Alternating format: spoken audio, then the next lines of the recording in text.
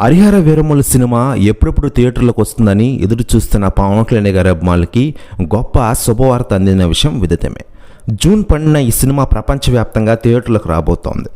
మొట్టమొదటి pan India సినిమాగా పవన్ కళ్యాణ్ గారి కెరీర్లో ఈ సినిమా మన ముందుకు రాబోతోంది.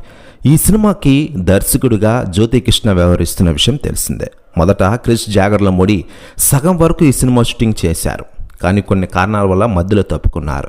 ఇక ఇదిలా ఉండగా ఈ సినిమా నుంచి ప్రమోషనల్ కంటెంట్ రిలీజ్ చేస్తున్న విషయం తెలిసిందే. అందులో భాగంగా తాజాగా థర్డ్ సాంగ్ అసుర హాసనం అంటూ రిలీజ్ చేసిన సాంగ్ అదిరిపే లెవెల్లో ఉందని చెప్పుకోవచ్చు. యూట్యూబ్లో అయితే రికార్డులు క్రియేట్ చేస్తోంది. మరోవైపు సెలబ్రిటీలు స్పందిస్తూ ఉండగా తాజాగా Tollywood senior hero megastar Chiranjeevi గారు సంచలన వ్యాఖ్యలు చేశారట.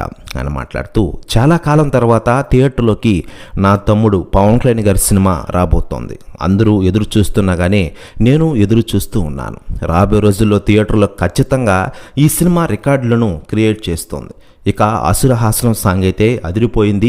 ఎంఎం కీరవాణి గారు బాగా స్వరపరిచారంటూ సంచలన వ్యాఖ్యలు చేశారట చిరంజీవి గారు.